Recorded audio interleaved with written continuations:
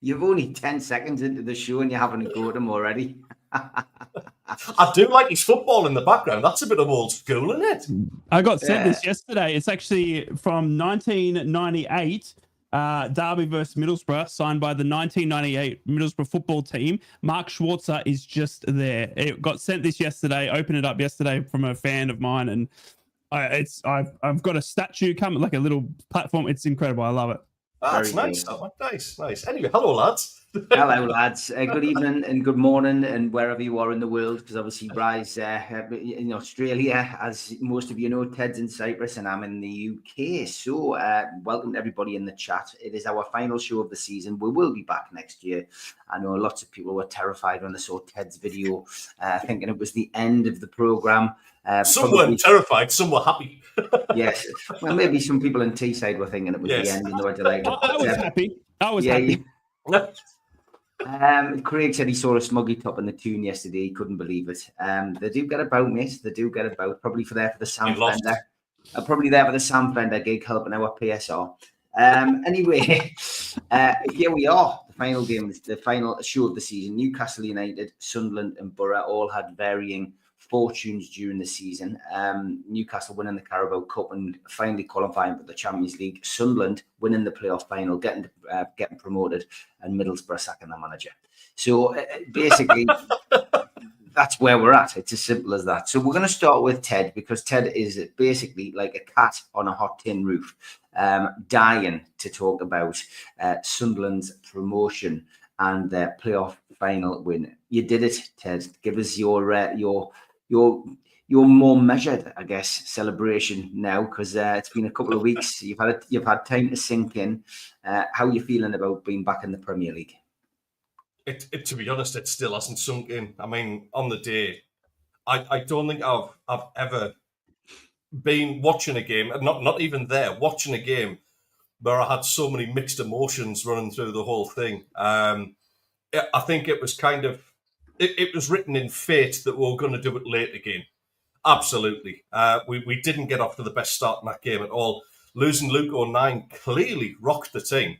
Now, whatever we say about Luke O'Nien as a footballer, sometimes he can be a little bit quick in his assessment of things and sort of dives in with challenges and does silly things. But as a man, as a guy, as a member of that squad, his influence is absolutely huge, and you could see how much that affected the team when he actually went off. But let's talk about Dan Ballard, because for the two playoff semi-finals and the final, I thought he was streets ahead of anybody else in terms of defensive capability, in terms of looking like a Premier League player. I thought Ballard was just absolutely incredible. And he got his reward with that 120th minute goal. I don't think we've actually had a show since we had the second semi-final. So yeah, listen, Ballard, absolutely unreal. The whole squad that day just turned up. Paddy Roberts changed the game for me when he came on, playing a little bit more centrally than what he did for the rest of the season. It just clicked into place, and I've got to hand it. I mean, you know me, lads. If I've got it wrong, I'll put my hand up and I'll say I got it wrong. Tommy Watson. I publicly apologised to Tommy Watson because I slated him after the decision was made. To announce he was off to Brighton. There was a couple of games where he looked off the pace, shall we say. And, we've got to remember, and in hindsight's a fantastic thing as football fans, but we've got to remember this is a very young lad who's just making his way into professional football. And maybe the fact that he's going to be leaving home for the first time ever, heading to a Premier League side, there's a lot of pressure on his shoulders as well. And this is stuff that really we could have taken into account at the time. So for him to score that winner and give us the ultimate of parting gifts was just absolutely incredible. And he took it so well. I mean, it was the coolest of finishes considering where we were at that point in the game. So yeah, absolutely unreal. I'm still on a come down from it. It took me a week to get my voice back because apparently, according to Mrs. Ted, I was singing all the way back from Iron Napa to Larnaca, where we live, and at the top of my voice after the game had finished. I'm going, I have no recollection of this whatsoever, by the way, because there was a couple of celebratory drinks going down at that point. So yeah, now reality sets in though, doesn't it? Because we've already got a lot of the pundits. Chris Sutton, who is the biggest knacker on the planet for me as far as football is concerned. I can't stand the bloke. Anybody who turns down the opportunity to play for your country, whether it's the B team or not, I just think he's the king of all brats. So he's already saying that, you know, there's a couple of young players that have been linked to Sunderland, but he reckons they should go to Celtic instead so they get Champions League football for all 2 games that they play every season in the Champions League. But absolute muppetry. I'm well aware of the situation right now that we are odds on to go down. That's just a given. You know, there's probably better equipped teams than us struggled in the last 2 seasons. All 6 that have gone up have gone back down. The form is well against us. But as we've proven, certainly towards the back end of the season, you can't rule this team out. You absolutely cannot rule it out. I think watching some of the footage after of Regis Labrise and how he speaks to the players, he has such a calming influence on them. And if anybody can keep them together through what is going to be very, very tough, we're going to lose more than we win. That's 100%. You know, we've got to be realistic about that. And the fans need to be realistic about that and be on the club side. But if we can make 5, 6, 7 additions to that squad, decent ones, I mean, as well, and retain the rest of what we've got there. So the likes of Sirkin, the likes of Hume, they've all got to stay now. Selling Job, yes, that's a loss, but look at the money what we've got in for that. That's absolutely incredible. We've just got to be clever now. We've just got to be clever with the signings we make. And I reckon we've actually got a chance. We've got a chance of staying up.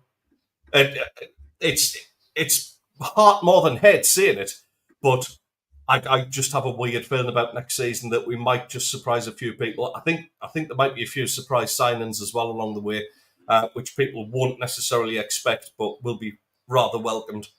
The one that we all want to see is Ahmad. And if the rumours are true that they are going to go absolutely balls to the wall and make the bid for him, I think that shows the intent that we're not just there to pick up the parachute payments. We want to give this actually a really good go.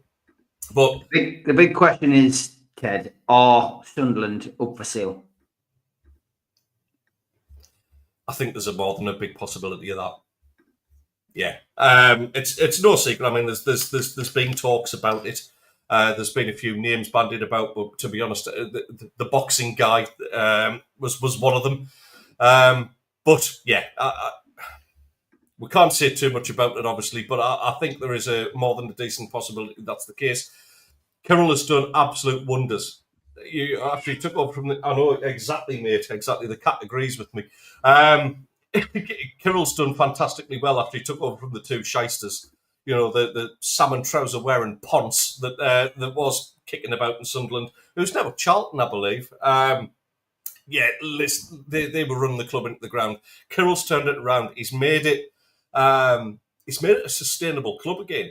And obviously this whole model of the club is working. We picked up Job for something like 750,000 in a tribunal. We're selling him 30 million. The chances are that Chris Riggs going to go for 40 million. That's the latest rumour. If that's the case, hey, long live the model, because that's the kind of thing that's going to make sure our club not only survives but can actually move forward and attract a better kind of younger player to bring through. So yeah, it's whether the club gets sold.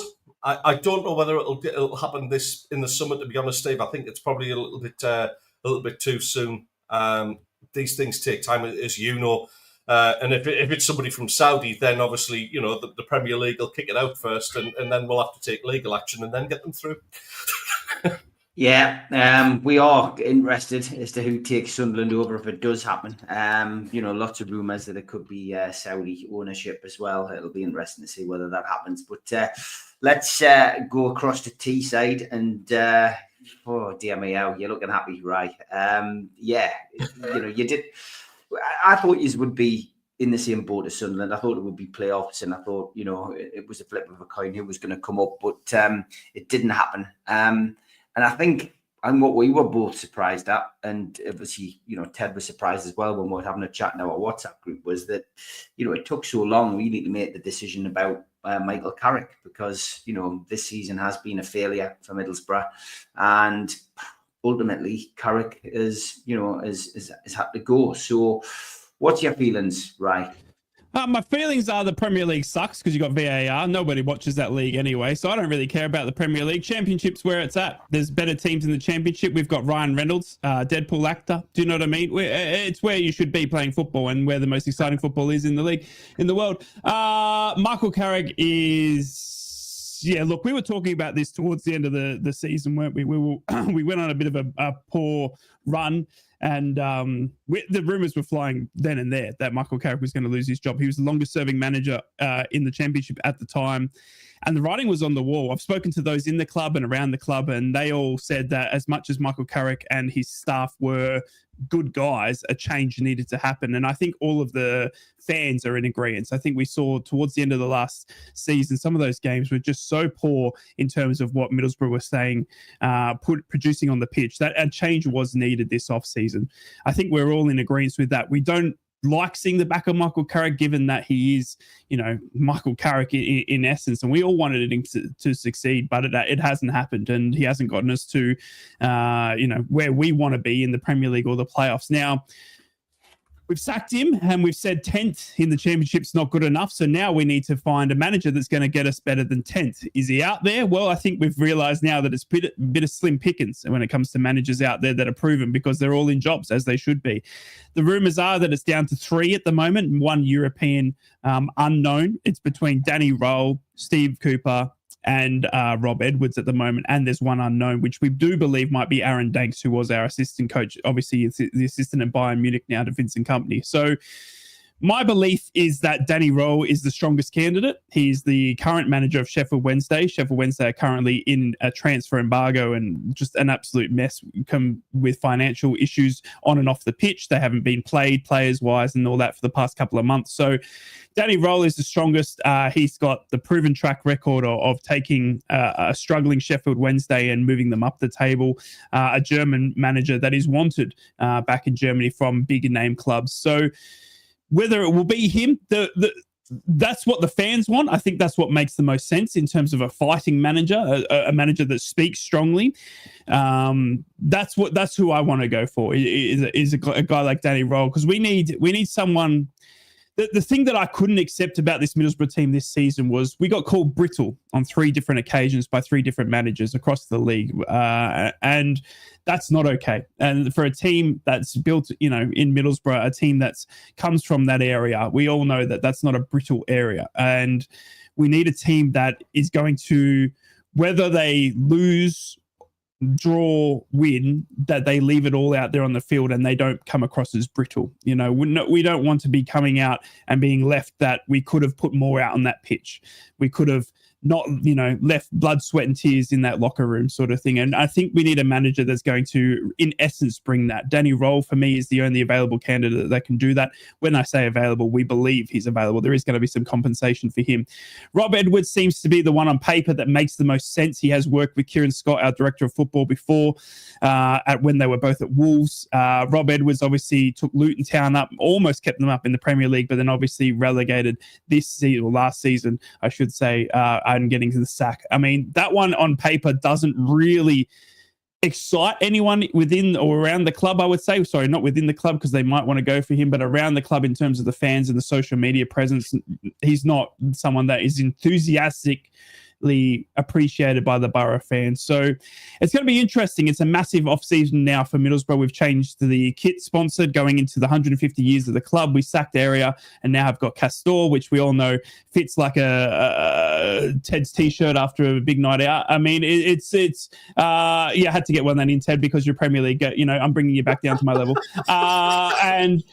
I think that we need to obviously make sure we get the right manager, and then we need to start building a squad that is capable of fighting day in, day out in that Championship. We need a team of players that are willing to give all for that badge, blood, sweat, and tears, because we haven't seen that in the past couple of seasons.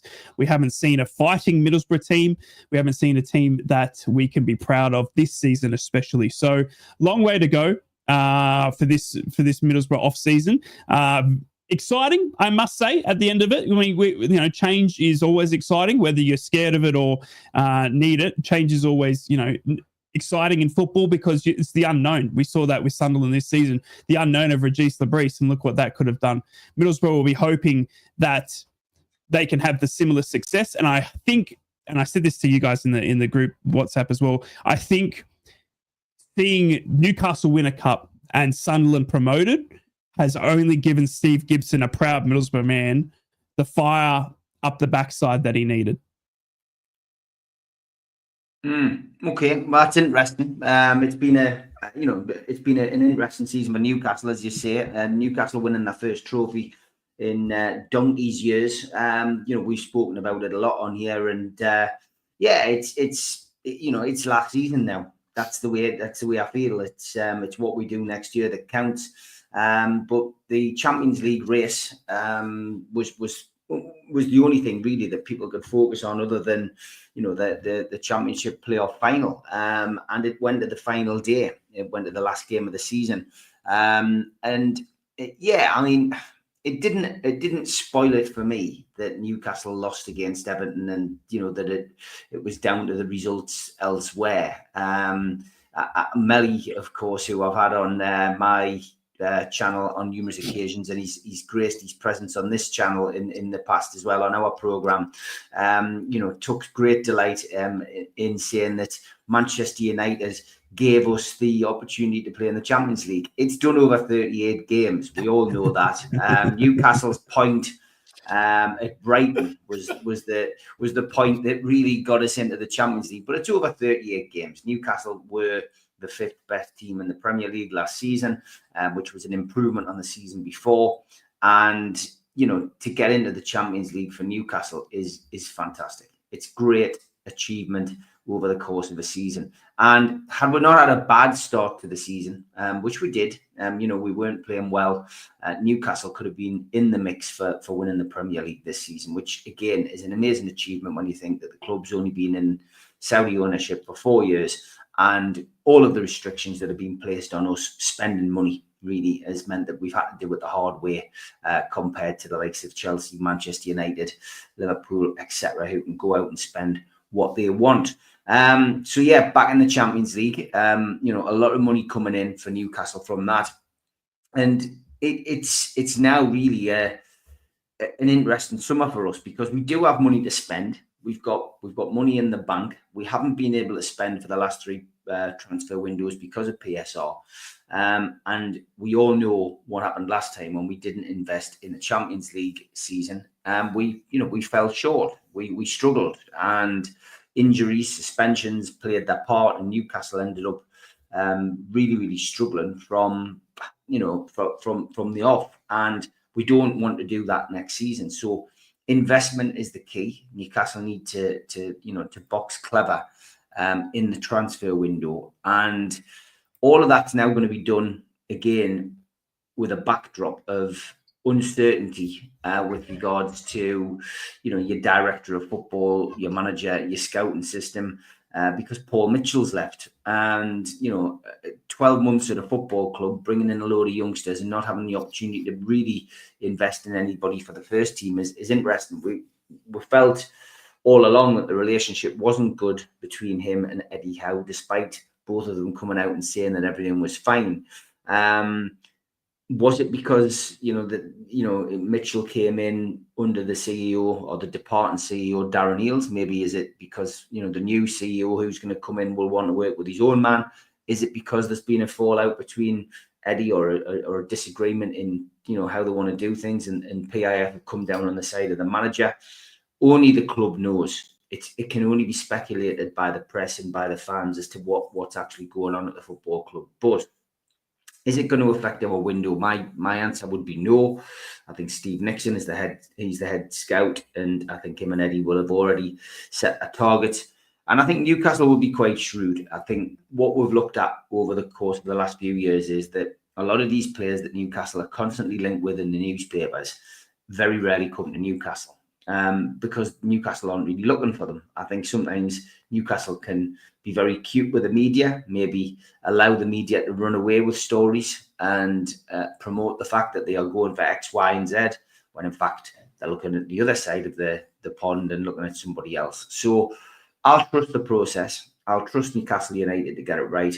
And hopefully we will see another Alexander Isak or another Sandro Tonali or two coming into the club, because we do need them. We do need to improve the squad. As for those players going out, again, that can only happen if we have players coming in. So it will be interesting to see what happens with the likes of Callum Wilson, Sean Longstaff, two long-term servants of the club. Some fans feel the time is up, but maybe Eddie doesn't. Maybe Eddie feels that he needs these players. And, would Callum Wilson stay on a pay-as-you-play contract and, settle to play third-place striker? Listening to his podcast, you would probably say no, but it'll be interesting to see what happens with him. Our goalkeeper scenario needs to be sorted out. We played a lot of last season with two goalkeepers on the bench and one in goal. It's been a bit of a bizarre season. John Ruddy, Vlachomidos or Dubravka on the bench, and Pope in goal. At the back end of the season, it's been a strange one. Lots of links with James Trafford. There's no smoke without fire. I think that one, having listened to what James Trafford said, between the lines, I think he may well come if the deal can be done. And I do expect Newcastle, like Stu Penman said on NUFC Matters on Saturday.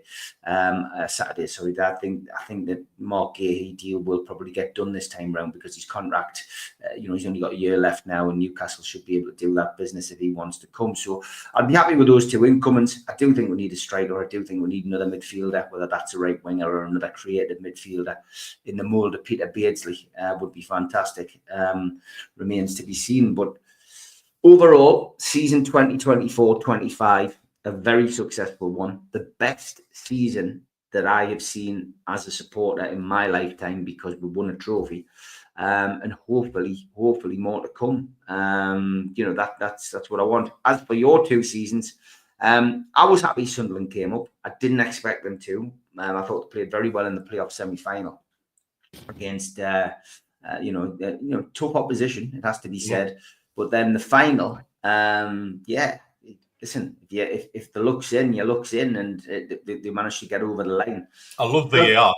Yeah, VAR is probably the best thing that's ever been introduced into the game. I can't believe we're survived so long without it, Steve.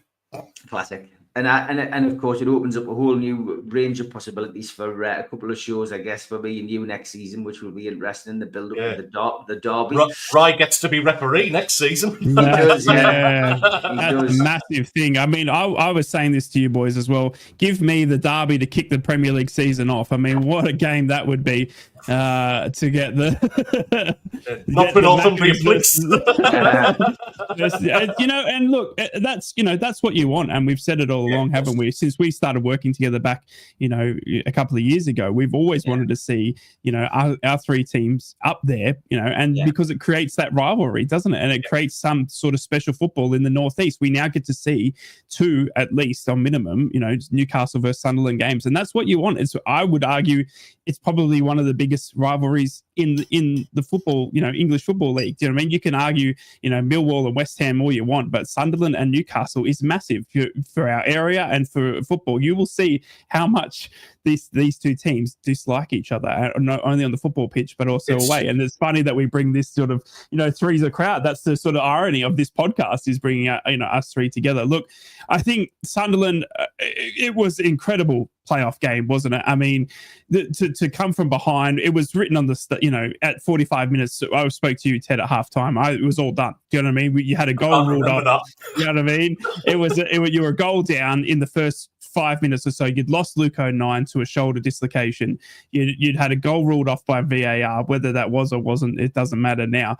You know what I mean? And then the next 45 minutes, you had Watson, who had sold to Brighton, who you were criminally attacking all of the end of the season, scored the goal. But the thing is, for me, now going into the Premier League is what can Sunderland do, because you need to now step up to that next level. You've done very well in keeping a strong youth squad together.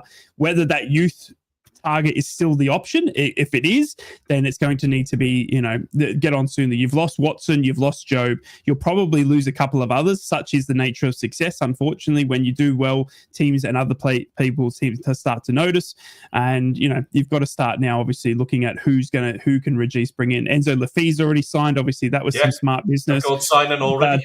You've still got to now build on that. Newcastle, I think, from a Middlesbrough point of view, the one thing that I've got, Steve, is in the back of my head is Thomas Tuchel. These friendlies haven't gone down too well in the England side of things, and I think Tuchel might be on thin wire come the World Cup next season. Now, I think the only natural replacement that I can think for an England national manager is Eddie Howe. Whether he would take it or not is up to Eddie Howe and all the England things. But I honestly think that Eddie Howe is a natural replacement for Thomas Tuchel in that England team. Whether he wants to do that now or later, I'm not too sure. That's the only thing that I can see for Newcastle kind of, in the thing. But I think obviously getting Champions League, that goal for Man United and Aston Villa, that was incredible to come down to that and secure Champions League for Newcastle. But what we need to see now for Newcastle is, again, it's the same as Sunderland, is taking that next step. It's that Champions League football. We saw how many injuries Newcastle got during a Champions League season, of how much football they have to say. We saw Dan Burns step on a podcast. These boys are now 2 years older than they were that year.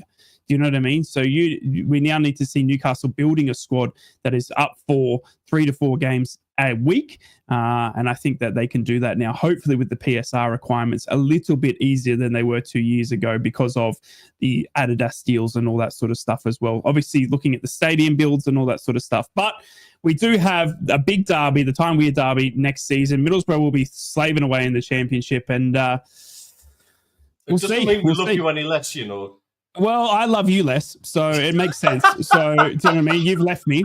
It was like, we were championship bros. We were championship bros, and you left me. And you know what? We spoke about Wilder uncannily a lot last season, and it had to be Wilder sticking that last knife in my back. The last game of the season when I needed Wilder just to do his job and win a game of football. Do you know what I mean? And he couldn't even do that for me. So, I hate you, Chris Wilder. I hate you so much, and I hope to God Regis eats a sandwich in the first Time Weir derby, because just as a nod to Chris Wilder, because he was so stupidly irate after that game. And look, Regis for me, manager of the season. Eddie Howe for England. That's what I want to see. Both your teams in the championship next season. Let's go. Who do you want as manager for Borough then, Ray? Look, it's a great question, and there's the problem is I don't have much to pick from. If I had, a long list, the problem that for that maybe not the problem, but the thing that most people need to realize about Steve Gibson as an owner of Middlesbrough Football Club is he doesn't like to poach managers that are in work. He never has, never will. I don't know what it is. Maybe it's the compensation that you have to pay that he's not willing to do. But he always tries to get managers that are out at work and tries to find an up and coming manager as well. For the past couple of seasons, we look at Aitor Karanka, who took us to the Premier League. He was, an unknown at that time. Obviously, Chris Wilder and Neil Warnock are both known, but that was because maybe we didn't do well. Michael Carrick hadn't managed before. He'd done 3 games at Man United, but obviously he's got the England and the name behind him. He's a very proud British man, is Steve Gibson, and he's got that now with Castor, who are a British branded sports manufacturer. I wouldn't be surprised if it's Rob Edwards, because it just seems to make sense with him working with Kieran Scott and working with Chris Jones, the head of recruitments and head of scouting at Middlesbrough previously. He's an English manager as well. I want Danny Rowe. I think he gives you the strength that we need to take on the rest of the world. At the moment, I feel brittle, just like exactly what other managers described us. I feel a bit shaken up. We've seen Sunderland promoted, we've seen Newcastle win a cup, and we've seen us as that memes going around as that third-headed dragon that's just got his tongue out and he's doing all the silly things. You know what I mean? So we need a strong manager that is going to build a strong squad. I think out of the three candidates, it's not Steve Cooper and it's not Rob Edwards, it's Danny Rowe. He's got the German blood. He's got the German sort of knowledge behind him to create a strong team that can fight on that pitch. We all saw this season that we had a good team on paper. Well, unfortunately, good teams on paper doesn't mean in any type of football. So we need a team that may not look good on paper, but are going to fight tooth and nail when they step onto that white line. That's what I want to see. Danny Rowe's the manager for me. Okay, 300 of you watching live this morning. Amazing. Have you not got anything to do? Happy Father's Day as well to everybody out there. Big thank you to everybody. You only turned up to see the cat. They definitely are. They're very surprised it's not black. That's what everyone's saying. No, pennies elsewhere. There's the black cat's having a chill out. All right, last one of these of the season. Here we go.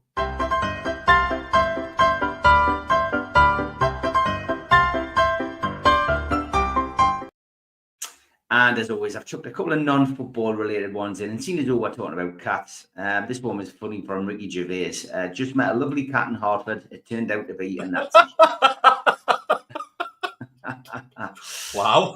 The BBC putting stuff on the on sale. This is fantastic. Of all the estate agents, the BBC could have chosen to sell apartments in the conversion of television centre.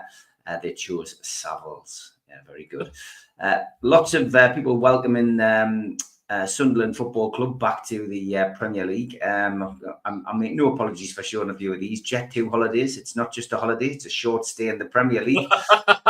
All-inclusive cheesy chips and panda pop. Swap the beaches for the Stadium of Light. Trade cocktails for pints in the Peacock. Sunderland AFC invites you on a whirlwind getaway to the top flight. Short Premier League trip. A guided tour of hope, history, and how we're the lads chance. And a guided tour of history and how we're the lads chance. Very good. Thank you for that. It's amazing what AI technology can do. This guy was also spotted at Wembley during the playoffs. Fair play, JP says, to how far some Sunderland fans have travelled for today's playoff final. This lad's come all the way from 1982. That's an exceptional mullet, that like. It is, yeah. And this one as well. As a Newcastle fan, I genuinely think Sunderland will last 3 seasons at least. Autumn, winter, and spring, says Hades.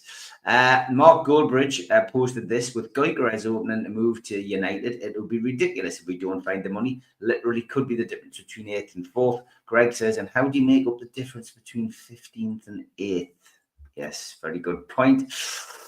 And breaking news, Tottenham's new manager has been revealed. I don't just deliver in my second season, I deliver every season, says Postman Pat.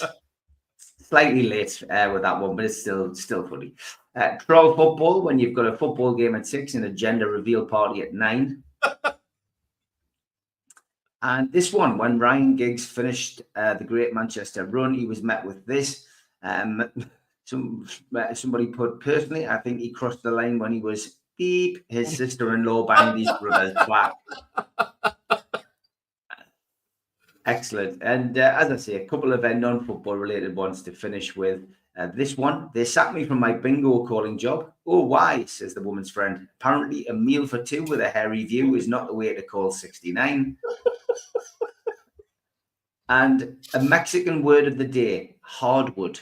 I took Maria to see Celine Dion. Maria cried when Celine sang, my heart would go on. God. And this dude looks like someone's painted Hugh Jackman's face on a big toe. It's very true. And I'm sure we've all done this in the toilet, Ted. When the toilet stall door doesn't have a lock. Absolutely. Yes, the Put and Shive in Newcastle. Yeah. Sober, her. I'm not that kind of girl. Drunk, her. Ram it in my goblin's underpass. Thank you for that one. I've never heard it called that. And this was hilarious. Go away, Stephen. It's Stephen with a PH. Go away for Stephen. And I don't know if I should cook this potato or take it to hospital. There's my... And breaking news, the mass panic in Dunfermline this afternoon is over after the leopard that was knocked over and killed on Holbeath Road turned out to be the dressing gown of a young mother going to get fags at the local shop. Thank you to everybody who has sent those in over the course of the season. We will be continuing Troll of the Week next year, and look forward to welcoming some more cats.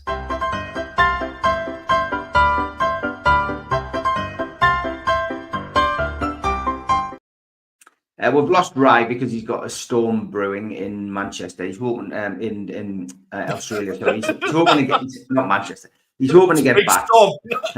It is early morning. It is early morning, Ted, and I've had some late nights. It's been a long season as well, I think, for everybody. But yeah, hopefully he'll be back before the end of the show, so everybody can have a quick goodbye to him. But I did set one of these up, which is pity Rye's not here. We like doing something non-football related. Stephen Kennedy said 6 men, 1 name, Bond, James Bond. This iconic line has reverberated through the world since it was first spoken by Sean Connery in 1962's Dr. No, initiating one of the most successful and enduring film franchises in cinema history. So the question is very simple, Ted. Who was your favourite James Bond? Oh, this is a really, really tough one, you know, because I'm a traditionalist. For me, Sean Connery was absolutely incredible. But I think Daniel Craig just took it, and it's very difficult to take Bond into a new direction and sort of bring it into the modern era. And I think Daniel Craig was absolutely superb. I think it's going to be it's going to be a really tough ask to kind of try and replace him, to be honest. It's Sean Connery, a very close second, but for me, Daniel Craig's been absolutely superb. Yeah, I mean Daniel Craig has been superb. Roger Moore for me though is my go-to because that was my first James Bond. Yeah. I get where you're coming from with Sean Connery, but I've enjoyed Connery's films, but I genuinely think that Connery's it wasn't my era. So Roger Moore for me. Daniel Craig comes a very close second. He has taken it into a different dimension. And it's a bit like the Borough manager's job. Who's going in next, Steve? Well, it is, yeah. Graham says right gone because it's now a Premier League show. Let's say that one, man. it's gonna hurt. And Viagra, it won't make you James Bond, Ted, but it will make you Roger Moore. Sage advice, Steve. Sage advice. So I mean, here we are without Rye, so we can't really talk about Middlesbrough. So we're gonna, and again, we never plan these shows. So what's your feelings with with the players' ins and outs? Because we haven't really talked about that for you. You've said it's important making the right signings, but what about you? What are you feeling? What kind of players do you think you need? Where do you need to strengthen at Sunderland? Yeah, I could do with like what Barry does with you and have a full database of players that have been linked. Because even after the final whistle went in the playoff final, it just started. And obviously yes, we've got one in through the door. Enzo Lafay becomes our automatic record signing. Thank God it's not Didier Dong anymore. I mean, absolute useless that he was. But yeah. There's some interesting ones out there. And I think they need to kind of retain this kind of youthful look to the side, but we're shopping in a different place now. It's the players that have been linked to sort of 19, 20-year-olds who can't get a game at Man City. All right, Man City didn't have their best season, but players like that. There's some really interesting ones coming out of further afield. English players that are playing abroad currently. So you got Tammy Abraham, you got Tomori, who's over in Milan at this moment in time, and there's a feeling that the club will start to look to these young players who maybe just didn't get their full or realise their full potential at Premier League level, and start to attract them back. And I think the likes of Tammy Abraham and Tomori as well would add quality to the side. I think we need to certainly look at strengthening the back line. I love Luke O'Nien. I love everything he's done for the club in terms of his passion and his loyalty, his drive. First in, last out of training, all that. Absolutely brilliant. But he'll not survive. We already saw some comments in there. Luke O'Nien's a red card waiting to happen in the Premier League because of VAR. So we need to strengthen that back line. And I think I was very surprised that they're not going to sign Chris Mepham But then again, he didn't actually get a game much in the playoffs. I think it was always the desire to bring Dan Ballard back in. So I think Dan Ballard needs a partner at centre-back, definitely. I think we need a strong backup goalkeeper now. Not that there's anything wrong with Simon Moore, but you talk about a guy who was like sort of third choice at Sheffield United. I think we need a good young keeper. Maybe Matty Young is actually the answer there, but the temptation is that we'll want Matty Young actually to go out and get more experience. So it could be a loan to a championship club. There's a one just down the road from us who might benefit from taking Matty Young on for the season. I don't know whether BORO have actually signed the keeper they had on loan. Rye, have they? Or No. Mark Travis hasn't been linked back. We've apparently been priced out of a move as well. So a move for Matty Young's to somewhere like BORO where he can get championship experience in a good setup. That would benefit him, and we need to strengthen there up front.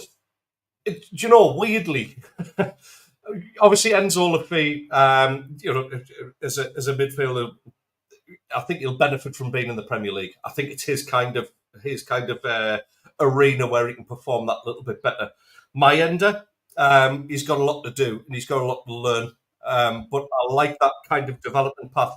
He took his goal in the final extremely well. And I think he's got that pace where he's got the pace and power that'll do well in the Premier League. Isidore's another one who I think Isidore will be better in the Premier League than what he was in the Championship, because he's more of a technical player than he is sort of that rough and tumble kind of approach that you need in the Championship. Ryan knows what I mean. Tommy Conway is a decent player, but he can put himself about a bit as well and take a few kicks. Isidore for me, possibly a little bit lightweight for the Championship, but I think his technical ability could see him do very, very well. Mundle, I'm excited to see what he can do. I think Mundle is a better player than Jack Clark. Jack Clark is a Championship player. I think we've seen that now. I think we all know that Clarkie is great Championship player. Ain't good enough for the Premier League. So yeah, listen, we need to fill some spots with the Job spot. It doesn't automatically mean that Chris Rigg is going to step into that position. So I think there's some quality got to be spent there. Because of the way PSR works, and this is going to be probably a recurrent theme of next season, we can't go out and throw money at this situation. So we've got to be very, very smart in the way we do it. Nige mentioned it as well. A little bit of sort of, how can I put, experience is what we need, and without ruining that whole youthful thing. But I think just 2 or 3 players in with a bit of nous, a bit of seasoned professionalism about them. That's what we need in there. So just go and spend the money wisely. If we change ownership and all of a sudden we get money, that doesn't necessarily mean we can automatically go and spend it. So stick to the plan. Season it with a little bit of experience in there, but let's stick to the plan. Let's get young players in who are hungry, who want to go and do it, but at the same time, we're shopping from a slightly better shop these days. We're not so much trundling around Lidl. We've got upmarket and we're now sort of going around, not Harrods, I wouldn't say, but Asda at least. I do laugh when there's somebody who actually put that. You're still shopping Really? at the Bridges, mate. You're not even at Asda yet. Quick one for you before I go to Rye, just on transfers. David Cook says, who pushed the Job move? Was it the player or the club for the money? Both. It was always going to be the case that move was going to happen. There was talk of a gentleman's agreement.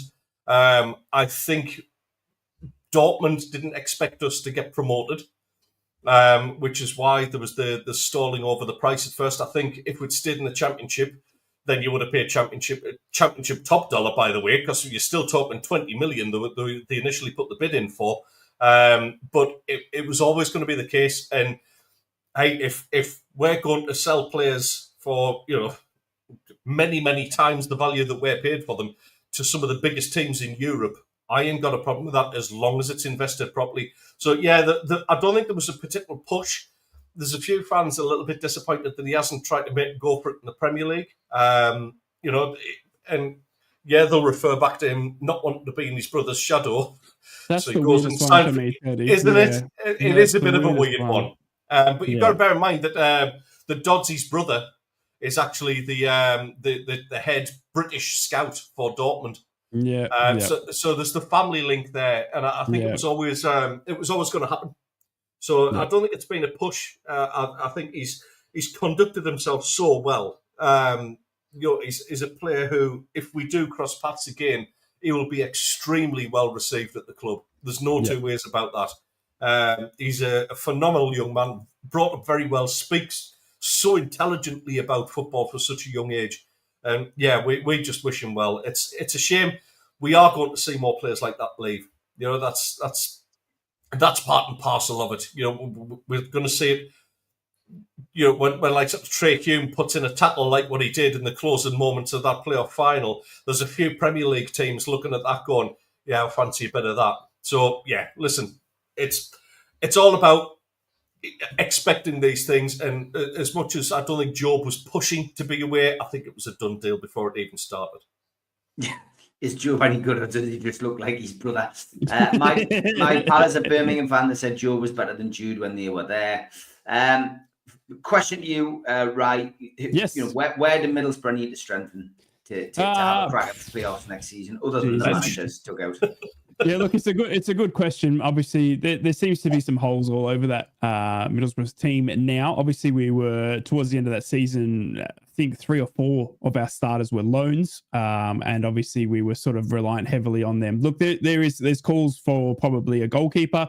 The rumours around Seny Dieng, who is our normal number 1 goalkeeper, are quite loud and quite vicious as well in terms of him falling out with Michael Carrick, that they got into a bust up and that he chose never to play for the club again. We don't know if that's a rumour or true, but we're going to have to get that one sorted. We've got a young goalkeeper in Sol Brynn, who you would argue is our future number 1. So we'd like to see him given the chance. We need a leader and we need a captain. We need a captain. If Hayden Hackney does stick around or does go, he is our Job, as you would put it. He is our money bank. I would say he's a good 20 to 30 mil for any team looking for a young English centre defensive mid who's an absolute superstar. So whether we decide to cash in on him now or later, I'm not too sure. So it's going to be up to the new manager, and he's going to have to build a team that he wants. And I think he's going to need a leader. He's going to need potentially a decent goalkeeper that can help Sol Brynn, who is still young. And we're going to need a striker. We're going to need a striker that's going to go well with Tommy Conway. Tommy Conway is our only recognised striker. We had Ian Archer, which I'll never speak again after this podcast ever again. That's the last time I mentioned his name. And we need a striker that can go along with Tommy Conway. And then you need some players that can come in off the bench and do a job when inevitably you get injuries. We have a lot of football to play in the championship. You guys are aware of how much football you play in the championship Tuesday nights. And we've got teams like Wrexham and Birmingham and all that now to play. We've got teams coming down in Ipswich, Southampton, and Southampton have gone and gotten Will Still. I mean, Southampton are going to be no mugs either. So, it's a tough old slog in the championship, and we need to go and get a team that is going to be able to battle that in, week out. It'll be up to the new manager. I think he'll need to build whatever team he wants, but I would like to see some strength, some maturity in that team. And I talk about leaders. I talk about, the classic one for me was the signing that Sunderland made. And maybe it's gone, I don't know if it's gone unnoticed, but, the signing from Preston North End, his name's escaped me, Teddy Boy, but, that type of, midfielder in the championship just does ever so well to be on the bench, to have someone that's got the experience of what it takes to get out of the league and what it takes to be fighting in this league week in, week out is something that we need. Okay, got about 5 minutes left on the show. I guess just a roundup of last season from all of our perspectives. I'll start, lads. Okay, this will be fun. I'm very happy. Newcastle won a trophy. Newcastle got in the Champions League. It doesn't get better than that. I guess my highest moment was Wembley and Dan Burn's goal. That just really set us on our way. And Geordie boy, born in Blythe, bleeds black and white. I think that was probably the best moment for me. probably the Brentford defeat was the one that hit the hardest, and it certainly hit the team, because then the team went on a wonderful run. That's probably the lowest moment of the season, as well as going out to the FA Cup, because if there was ever a year that Newcastle could have done a cup double, it was probably this year. I think it might have been at the detriment of Champions League football. I think our league form would have dipped off, but I think Newcastle would have easily got to Wembley again and won the FA Cup as well. But we'll save that for next year. So that's my season in a nutshell. Ted?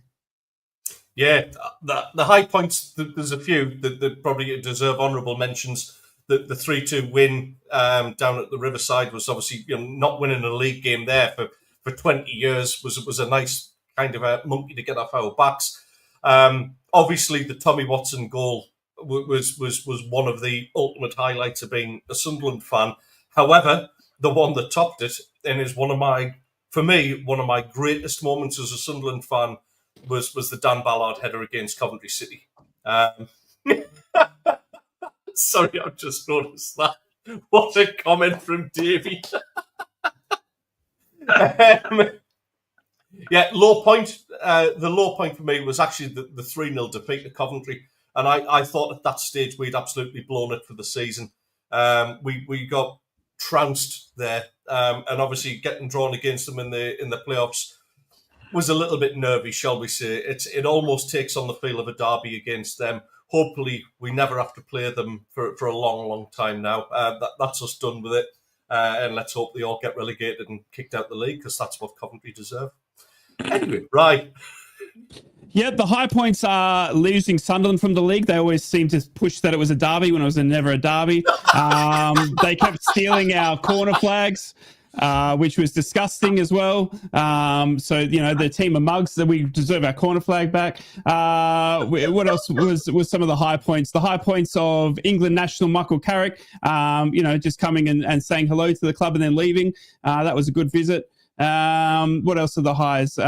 We beat Sonny Dieng. He liked the post about Carrick being sacked. Yeah, well, that's another high as well. Is that our goalkeeper obviously hates the club and hates the people that were managing it. I honestly can't not think of highs. But when we talk about lows, all of it. From day one till day dot, pretty much all of it. The signings from Iheanacho,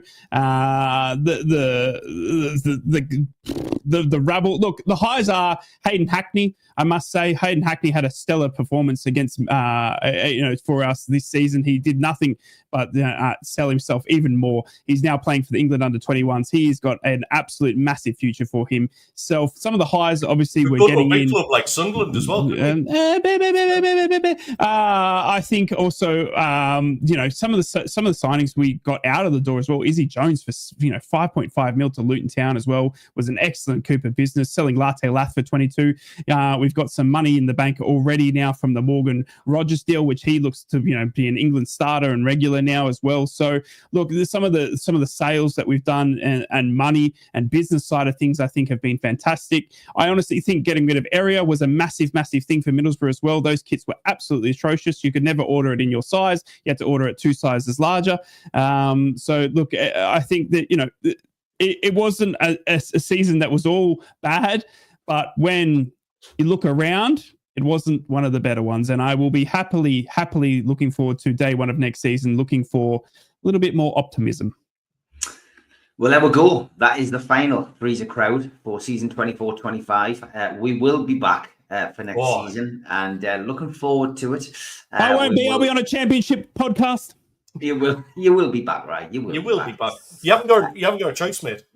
Yeah, exactly. But from me, Steve Ray, from Wright and Ted, have a great summer, and we will see you in August. Take care, lads. See you, boys. Bye. Three's a Crowd podcast will return. That's not a threat. It's a promise.